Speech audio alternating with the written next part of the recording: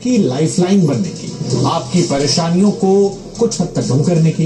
इस कोशिश में हमारे साथ देश के जाने माने डॉक्टर्स हैं जो कोरोना से जुड़े आपके हर सवाल का जवाब देंगे। सवाल पूछने के लिए आपको ज्यादा कुछ नहीं करना। ये पीछे जो नंबर, हमारा फोन नंबर हमने आपको दिखा दिया, अब आपको इस फोन पर कॉल करना है। माने डॉक्टर गिरीश त्यागी, रजिस्ट्रार दिल्ली मेडिकल काउंसिल के, वो हमारे साथ जुड़े हुए हैं। सर, आपका बहुत बहुत स्वागत है। और इससे पहले कि डॉक्टर विवेक गुप्ता भी हमारे साथ जुड़ गए हैं, आप कार्डियोलॉजिस्ट हैं अपोलो अस्पताल के, और पहले हमारे जो कॉलर हैं बालूराम, वो भी हमारे साथ जुड़ गए हैं। डॉक्टर, आपका भी स्वागत है। आप पहले कॉलर की तरफ रुख करते हैं, आपका सवाल सर। मेरा सवाल ये है कि पहले जो डोज लगवाई वो रिएक्शन कर गया, दूसरा लगवाना या नहीं लगवाना? जी, डॉक्टर विवेक गुप्ता आपसे शुरुआत करते हैं। इन्होंने इंटर क्वेश्चन है कि पहला वैक्सीन लग गया है, क्या कह रहे हैं? कह रहे पहला वैक्सीन लगवाया, वो शायद रिएक्शन कर गया है। इनका ये क्या रिएक्शन हुआ था? रिएक्शन क्या हुआ था आपको? जैसे बीपी हाई हो गई, 220 से पार ज्यादा हो गई, बेचैनी आ गई।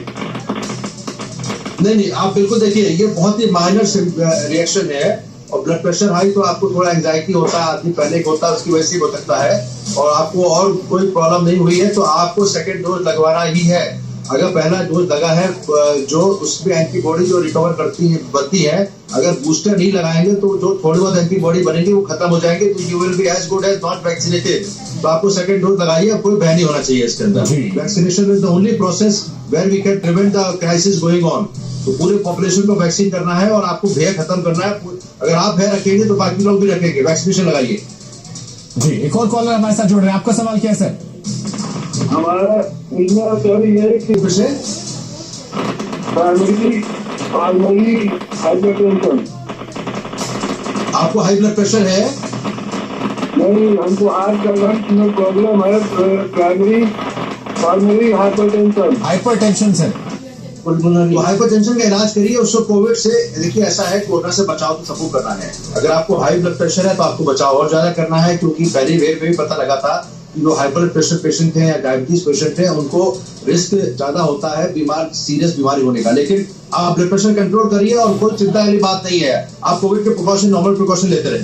जी, सारिका हमारी अगली कॉलर है। डॉक्टर गिरीश त्यागी से क्या सवाल है? हमारे साथ सुनील है। सुनील, सवाल पूछिए अपना। सर, मेरे भैया को बीच में पॉजिटिव हुआ था कोविड से और वो पूरी से स्वस्थ हो गया है, लेकिन बीच में उनका ऑक्सीजन लेवल 94 और 93 ऐसा रहता है। तो इसके लिए कुछ उपाय बताएंगे सर, जिससे हॉस्पिटल जाना ना पड़े? जी, डॉक्टर विवेक गुप्ता शायद जवाब देना चाह रहे हैं। हाँ, मैं कह रहा था कि देखिए, अगर कोविड नेगेटिव हो चुके हैं और सैचुरेशन थोड़ा सा भी कम है, इसका मतलब बॉर्डर लाइन कम है, 93 के आसपास है, इसका मतलब है कि पहले आपको HRCT हो नहीं पाया होगा या हुआ होगा, आपके लंग में कुछ बैच आए होंगे, हल्का फुल्की फाइब्रोसिस हो गई होगी। आप ब्रीदिंग एक्सरसाइज करिए और उसमें चिंता मत करिए।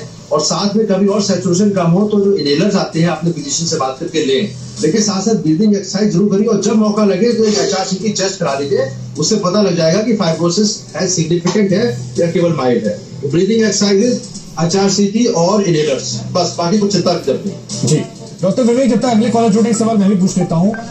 मेरी मॉम क्योंकि लो बीपी के पेशेंट हैं, उन्हें हाल फिलहाल में कोरोना हुआ है, रिपोर्ट्स आ गई हैं, लेकिन बुखार उतर जाता है, चढ़ जाता है। डोलो दिया, उससे रिएक्शन ज्यादा हो गया था।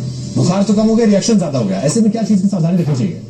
ऑक्सीजन लेवल ऐसा है, आपकी ऑक्सीजन लेवल सही है, लेकिन मैं सबसे पहले बताऊंगा, बुखार उतारना एक छोटी सी बात है, कोई और दवा भी हो सकती है। We can start giving something like mefenamic acid, जिससे कि रिएक्शन ना हो। और अगर बहुत ज्यादा रिएक्शन नहीं होता तो आप जो भी डोलो या क्रोसिन देते हैं पैरासिटामोल, उसके साथ कोई एंटी एलर्जिक ले लें। बुखार उतारना जरूरी है, लेकिन साथ साथ आपकी मदद को कोरोना हुआ है तो एंटीवायरल मेडिसिन आप शुरू जरूर कर दीजिएगा। डोंट वेट कि हमको ज्यादा जब ऑक्सीजन कम होगा तभी हम शुरू करेंगे।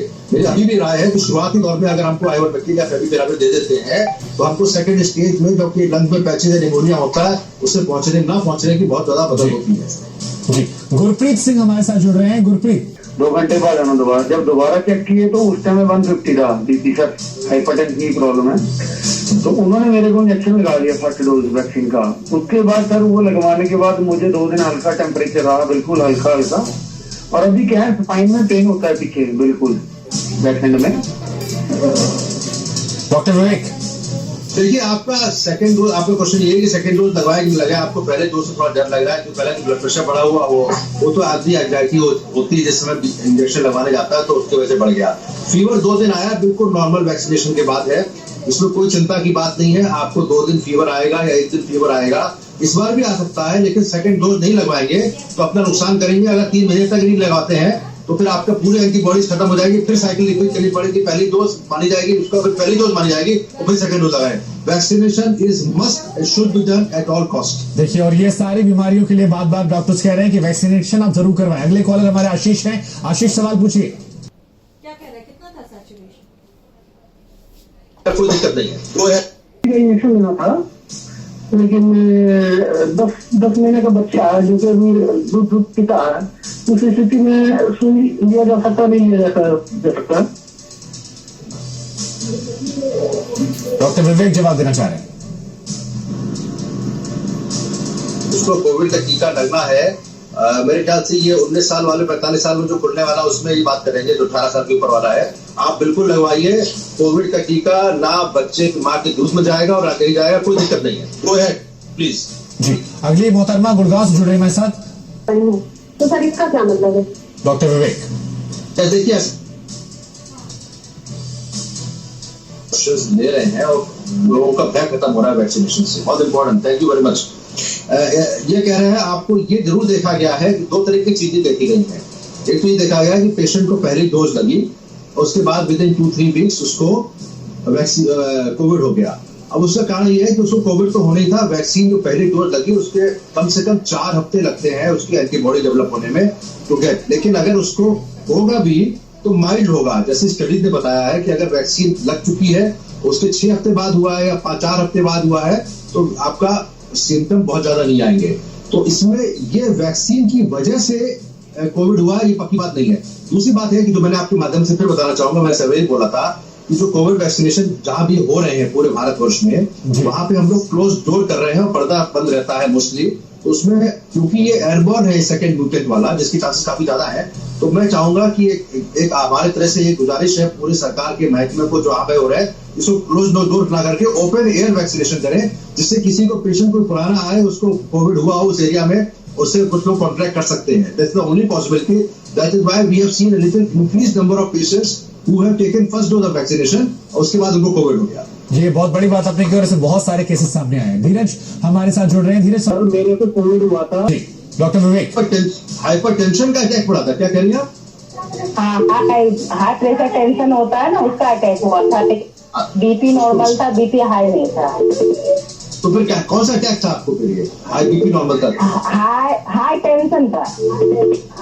अच्छा देखिए, आपको पैनिक अटैक हुआ या एंजाइटी होगी, टेंशन हो गया होगा, उससे कोई मतलब नहीं। आप आराम से लगाइए, आप पैनिक बिल्कुल ना करें। हम लोग, हमारे प्रधानमंत्री, आदरणीय प्रधानमंत्री और TV9 भारतवर्ष सब लोग मिलकर कोरोना की लड़ाई लड़ रहे हैं। आप फिर से वैक्सीन लगाइए और इस तरह का टेंशन ना लिया करें। जी, जेपी प्रसाद हमारे कॉलर जो हैं वो जुड़े हमारे साथ। जेपी, सवाल पूछिए। सर, हमारे साथ कॉलर जुड़ते जा रहे हैं, तब तक डॉक्टर विवेक सवाल मैं आपसे और पूछ लेता हूँ। बहुत सारे पेशेंट लो बीपी वाले आ रहे हैं। लो बीपी केस में अगर कोरोना होता है एक वैक्सीन की डोज के बाद, लेने के बाद, कोई खास एहतियात? मैं थोड़ा पूरा तो नहीं पाया। लो बीपी पे वैक्सीनेशन का एहतियात? जी, लो बीपी पेशेंट अगर एक वैक्सीन की डोज ले चुका है और उसके बाद उसे कोरोना हो रहा है, तो कोई खास एहतियात बरतना? नहीं, कोई खास नहीं। देखिए, ब्लड प्रेशर लो देखिए कई कारणों से होता है। कुछ लोगों को तो वैसे भी नॉर्मली लो ब्लड प्रेशर होता है, जिसका 100/70 हो।